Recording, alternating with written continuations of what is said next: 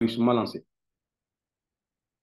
Alors, donc, nous sommes dans la deuxième partie. Je vais rapidement partager mon écran.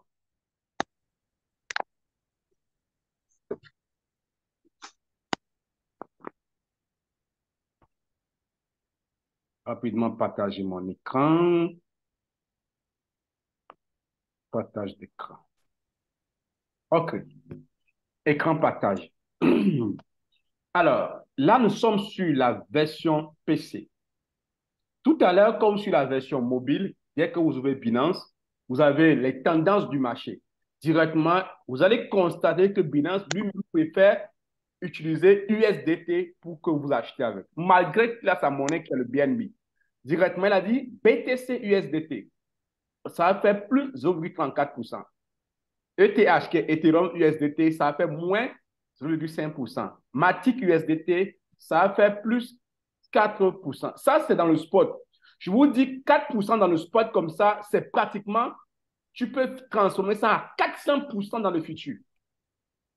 Il y a ce qu'on appelle l'effet de levier. On verra ça plus tard. Alors, là, on part dans le marché. Voilà le mot ici, marché, market. Voilà. Nous allons dans le market, donc c'est-à-dire dans le marché, et nous allons regarder notre marché, décider, voilà. Donc, ici, vous avez vu, non, on peut cliquer, il y a deux flèches, en haut, en bas. En haut, ça va nous afficher par ordre croissant.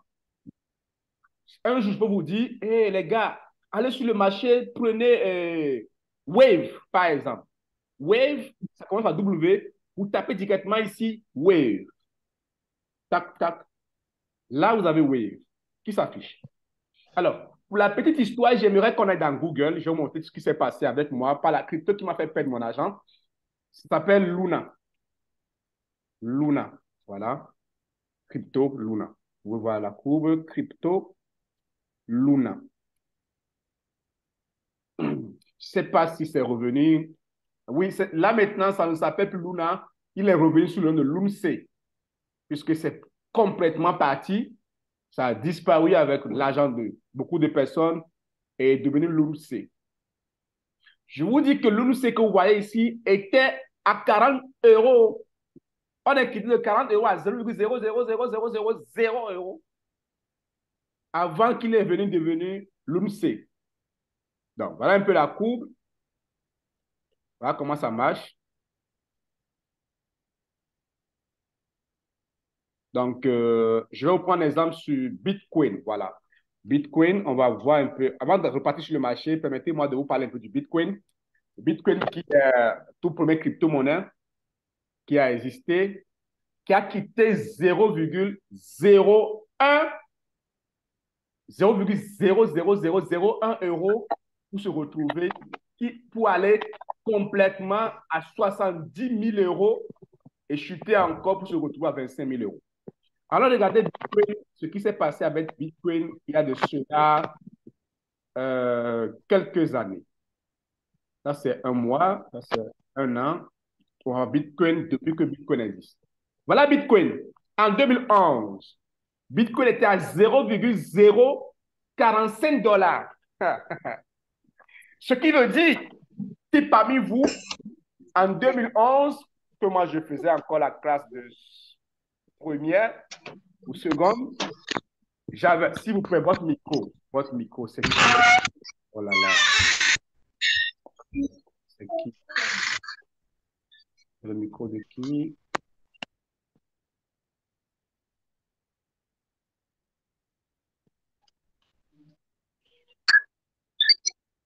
Ça, c'est Monsieur Paul. Je désactive ça. Voilà. Donc, comme je disais, en 2011, si j'avais 100 euros, suivez parfaitement. En 2011, si j'avais 100 euros, je vais avoir 100 euros divisé par 0,045. Je devais avoir 22 222 bitcoins. J'écris quelque part. 22 222 bitcoins. J'écris quelque part. Suivez-moi. 22 000. Ah oui, 2000, excusez-moi, 2222 euros. Si j'avais seulement 100, 2222 bitcoins, si j'avais 100 euros, on arrive à 2017, le Bitcoin arrive à 15 124 euros.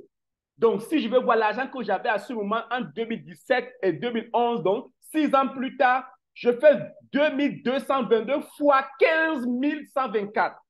2222 fois 15 124. Je me retrouve en ce moment à 33 millions d'euros. Après avoir juste acheté une crypto-monnaie à 100 euros et j'ai patienté 6 ans, je me retrouve à 33 millions d'euros. Tu convertis en francs CFA, tu vas nourrir ta famille pendant 100 ans. Oui. Tu nourris ta famille pendant 100 ans. Et il va encore rester d'argent. Parce que 1 million d'euros, c'est 650 millions de francs CFA. Tu fais 650 millions de francs CFA fois 33. Tu es au moins à 17 milliards de francs CFA après avoir investi 65 000 francs CFA. Si tu étais patient, tu dis non, je ne vends pas, je gardais. Tu es arrivé en 2023. Le Bitcoin se retrouve à 56 000 euros. Donc, tu fais tes 22 000 fois 56 000. Tu es à 124 millions. Non, 124 432 000 euros que tu convertis. Ah non, c'est 124 millions 432 000 euros. Waouh. Tu convertis ça en francs CFA, je pense que tu peux acheter une ville entière. Ah oui. Et des gens ont vécu ça. Le jeune le plus riche des États-Unis aujourd'hui, il avait juste dépensé 1000 euros à l'époque pour acheter le Bitcoin quand c'était à 1 euro. Il est le jeune le plus riche des États-Unis aujourd'hui. Et il ne peut jamais être le moins, il ne peut jamais souffrir d'argent. C'est vrai après, et quand c'est arrivé à 56 000, je me rappelle bien, c'est mieux aller à 60 000, hein, parce que moi, à un moment donné, oui, en dollars, à 60 000 dollars, pourquoi on a acheté au Cameroun? Parce qu'on avait prédit que ça devait aller à 100 000. Malheureusement, aujourd'hui, on est à 24 000, à 25 000. Donc, ils ont beaucoup perdu. Donc, ça, ce sont des courbes qui montrent l'évolution du Bitcoin. Achat et revente.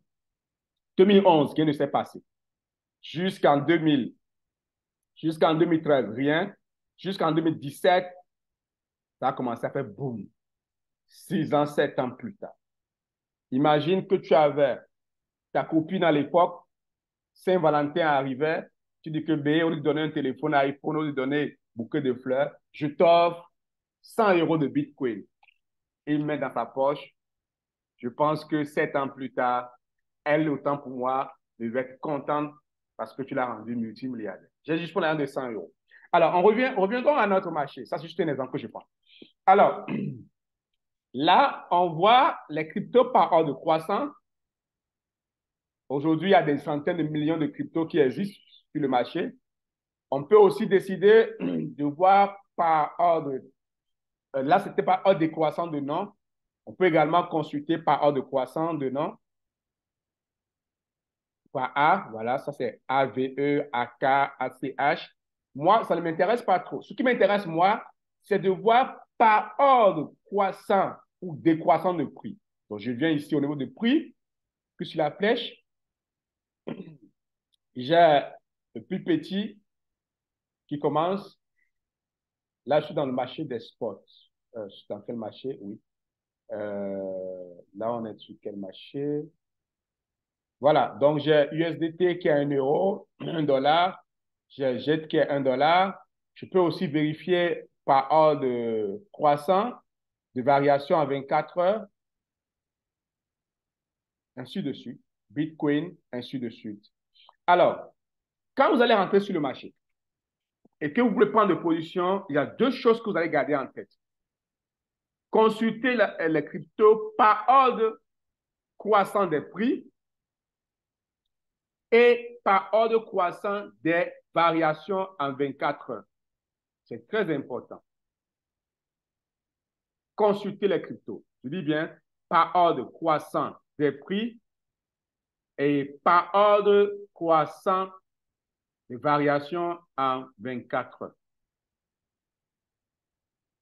On passe sur le marché. On va pratiquer. Je viens. Je viens sur par ordre décroissant, par ordre de variation en 24 heures, ce qui m'intéresse autant pour moi. Je fais comme ça. Voilà.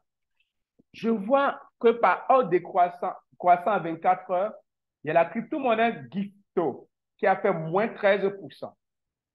Ce que vous allez comprendre en trading, c'est en dents de scie. Ça monte, ça descend, ça monte, ça descend. Alors, quand vous voyez Gifto qui a fait moins 13%, donc c'est GFT qui a fait moins 13%, au fur et à mesure que je peux voir que ça diminue, qui a fait moins.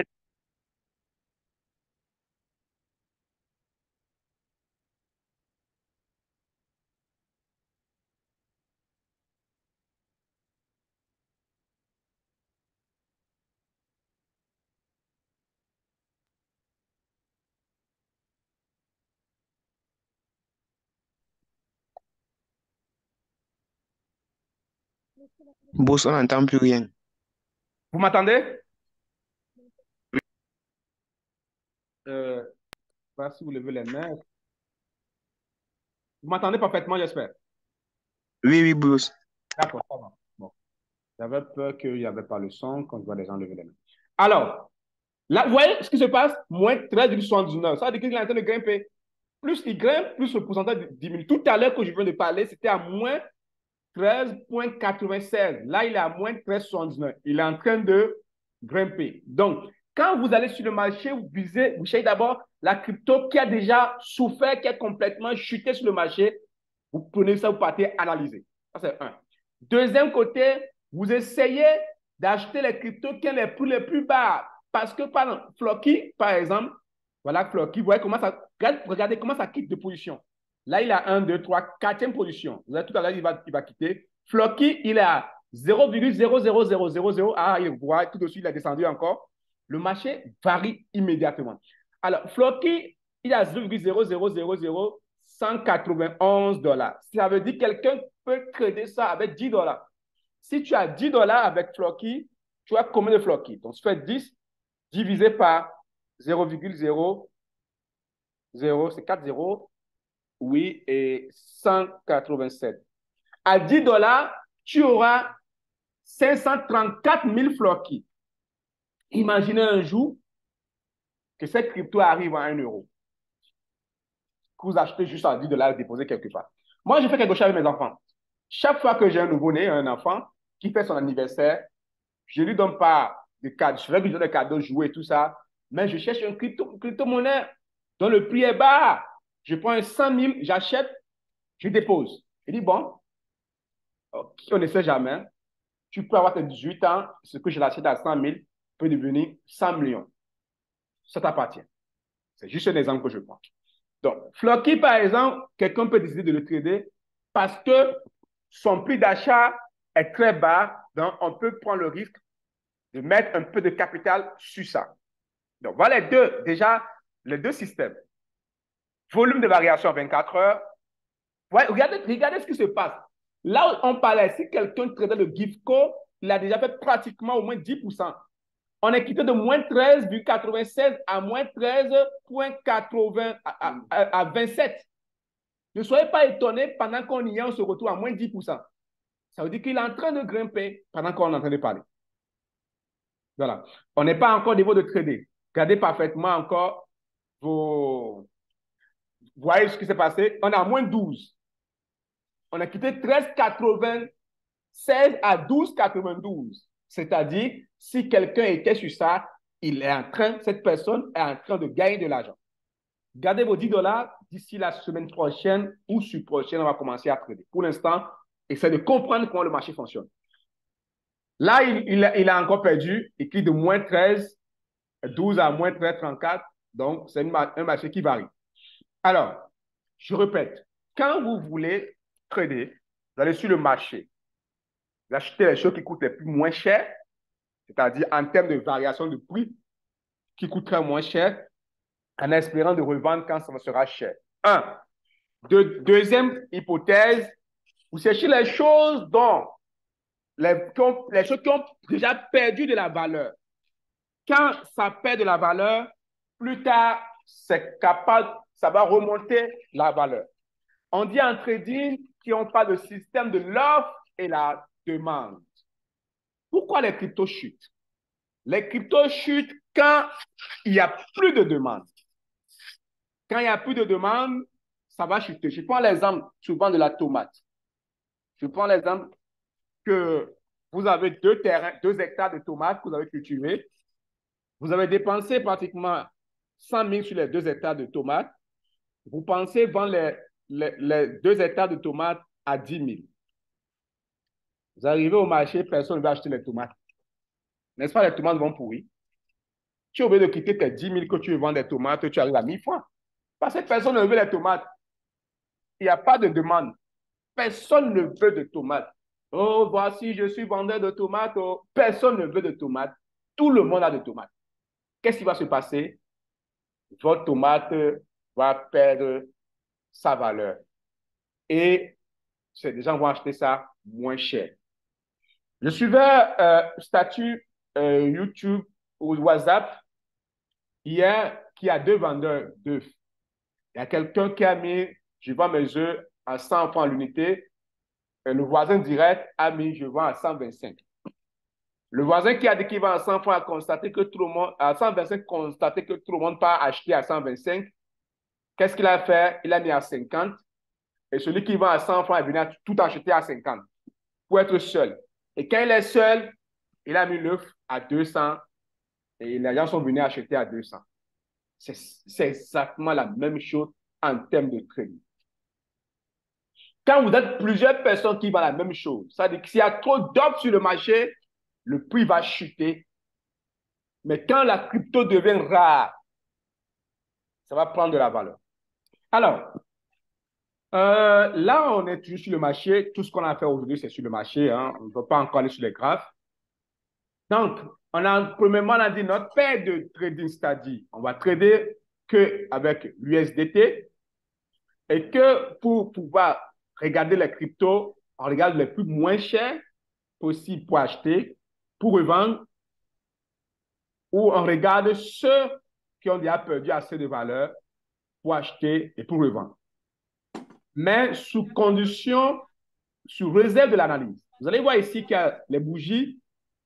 Non, généralement, en trading, les bougies sont d'ordre bleu et rouge, mais Binance a préféré utiliser gris et jaune. Il y a ici le mot trader. C'est qui ça? C'est qui?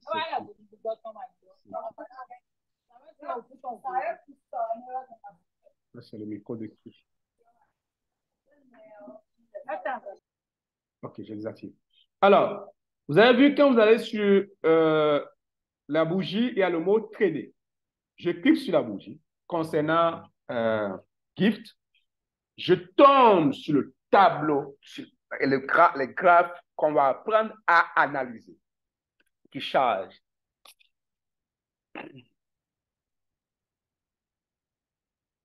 Voilà, ça charge. Et ici, alors, qu'est-ce qui se passe? Là, nous sommes dans Binance Spot. Il y a deux systèmes de trading que vous allez apprendre, Spot et Future. Quelle est la différence entre les deux? Dans le Spot, vous tradez avec l'argent que vous avez. Vous n'avez pas la possibilité de multiplier votre argent. Par contre, dans le futur, vous avez la possibilité d'avoir 100 francs et de le convertir à 1 million et avoir les bénéfices de 1 million avec 100 francs et empocher les bénéfices de 1 million tout en ayant 100 francs. Mais là, on n'est pas encore à ce niveau. On continue. On va rendre visite à notre crypto. Là, vous avez les graphes de notre crypto. Vous avez ici en haut, temps. Vous pouvez analyser votre crypto sur 1 seconde, 15 minutes, 1 heure, 4 heures et 1 journée. Nous allons généralement, moi j'aime aller rester sur 15 minutes. Et avant de choisir votre temps d'analyse, Tu comprends que là, assez rapidement. encore qui ça, s'il vous plaît, le micro, s'il vous plaît. Le micro. OK. Alors, là, nous sommes, suivez parfaitement, nous sommes sur les bougies. Vous allez voir, il y a rouge, vert, rouge, vert, rouge, vert, rouge, vert. Rouge, c'est pour dire que je veux chuter. Vert, c'est pour dire que je veux grimper. Et parallèlement, ça veut dire buy and sell, c'est-à-dire achat et vente. Là, vous venez ici, vous voyez, il y a l'écran à votre gauche qui montre ce qui se passe sur le marché. Combien de personnes sont en train d'acheter et combien de personnes sont en train de vendre votre crypto. C'est écrit là. Ici, il y a, par exemple, 265 136 personnes qui décident de vendre la crypto quand le prix va arriver à 0,02435. Le prix maintenant est à 0,2420. Ils disent, nous vendons quand ça va arriver à 24,35. Parce qu'ils ont fait l'analyse, ils ont su qu'il va arriver à 24,35. Nous avons 438 personnes, 4038 personnes qui disent, nous on est sûr que notre crypto doit arriver à 0,02442 avant de vendre. Là, ça vous donne, tout ça vous permet, vous êtes dans votre analyse pour savoir que waouh, donc il y a au moins des gens qui prédisent ça arriver à 0,42. Hein? OK, moi-même je peux décider de vendre à 42. Parallèlement, il y a les gens ici qui veulent acheter. Lui dit que, moi j'attends quand ça arrive à 0,2395 avant d'acheter. Alors, il est à 0,2413. Lui, eux, ils disent que ça va arriver à 0,2393 avant d'acheter. Ça veut dire qu'il y a des gens aussi qui prédisent que ça doit chuter avant d'acheter. Tout à l'heure ou le cours prochain, je vais vous apprendre à vous aussi comment acheter. Alors, pour acheter, nous allons utiliser les méthodes limite, market, stop limit. Je vais vous enseigner tout ça. C'est très important. Vous allez comprendre plus tard que market vous permet d'acheter au prix instantané, au prix à laquelle le produit est affiché, et limite vous permet de programmer votre achat. Vous pouvez dire que, bon, d'après mes analyses, la crypto doit arriver à 0,2. Je programme, je ne vais pas dormir, je ne vais pas même abandonner, et je me dis que le jour où ça arrive à 0,2, le système achète automatiquement, sans ma présence. De la même façon, on pouvait aussi dire, si ça arrive à 10, fin, vous oubliez. J'ai un ami au Bénin qui est devenu riche comme ça. Il a acheté une crypto pendant qu'on faisait le cours. Ça fait peut-être 1 an, je faisais le cours avec lui. Et il a acheté crypto. Il avait complètement oublié qu'il a placé l'ordre à un prix très bas. Il disait, non, monsieur, ça ne peut pas arriver. Il dit, place si tu veux tester. Il a placé la crypto à un prix très bas et ça a acheté. Et il avait même oublié. 6 mois plus tard, il voulait ajouter de l'argent dans son wallet et il ouvre wallet, il voit 20 000 $. Hey, il m'appelle, il dit, monsieur, quelqu'un a envoyé l'argent sur mon wallet par erreur. Je vois 20 000 $. J'ai dit, retire immédiatement. Il a retiré l'argent. Après, il dit, mais est-ce qu'on peut t'envoyer l'argent par erreur? Va dans l'historique. Dans l'historique, on s'en rend compte qu'il avait placé l'ordre d'achat à un prix bas et l'ordre de vente à un prix très élevé et la crypto a chuté jusqu'au prix d'achat et a vendu également jusqu'au prix à laquelle il a placé. Il avait oublié, je pense que c'était 100 $ qu'il avait mis, il s'est retrouvé à 20 000 $. C'est des choses qui arrivent entre nous. C'est pourquoi, généralement en Afrique, on dit que les traders sont les wish, où ils ont vendu les enfants dans le farm là, où ils ont fait ci, ils ont fait ça. Parce qu'on n'arrive pas à expliquer comment quelqu'un, on a vu aujourd'hui, qui était à pied, qui n'arrive pas à manger, du jour au lendemain, se retrouve à être un milliardaire. Alors, donc, nous allons apprendre à analyser ces courbes avec les techniques de trading. Donc, vous pouvez déjà, pour ceux qui sont curieux, je fais des recherches comme exercice au prochain cours, qui est programmé pour mercredi prochain. Comme exercice, vous allez chercher à connaître les techniques suivantes. Le Bollinger, Bollinger. Mieux parfaitement. Vous allez chercher les indicateurs techniques. Voilà. Donc, vous allez apprendre les indicateurs suivants parce que c'est ça qu'on va étudier, parce que le cours prochain, c'est véritablement le training qui va commencer. On va commencer à vous dire c'est quoi. On va étudier boule. Voilà, boule qui veut dire bande de Bollinger. Vous apprenez Bollinger, vous allez apprendre le RSI. Il y a aussi l'indicateur RSI qu'on va apprendre. Je sais pas pourquoi il n'est pas ici.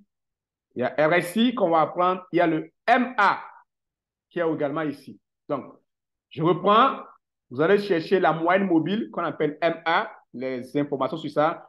Vous allez chercher à connaître les bandes de Bollinger. Vous allez chercher à connaître également ce que c'est que RSI. Voilà. Donc, au cours prochain, nous allons apprendre les zones. Il y a les zones de suivant, zones de surachat. Il y a les moyennes mobiles, zones intermédiaires. Chaque coupe que vous avez ici ont des noms. Donc, ceux qui peuvent chercher à l'avance, vous allez chercher à l'avance. Chaque coupe que vous voyez, ils ont tous des noms. Quand est-ce qu'il faut acheter? Quand est-ce qu'il faut vendre? Donc, c'est ça. Donc, ça, c'est le premier cours. On va s'arrêter là pour le premier cours. Prochaine fois, on va attaquer le trading proprement dit. On va apprendre les techniques pour acheter, les techniques pour vendre. Et on va démarrer avec les indicateurs, à savoir le Bollinger en premier lieu. Donc, ceux qui ont le temps, vous pouvez essayer, en attendant mercredi, d'apprendre sur le Bollinger. C'est les mathématiques, c'est l'école, c'est l'analyse. Il n'y a pas de l'argent gratuit qui existe, on travaille. Je vais arrêter la vidéo pour enregistrer et on reviendra encore pour la troisième partie pour les questions-réponses. Tout à l'heure.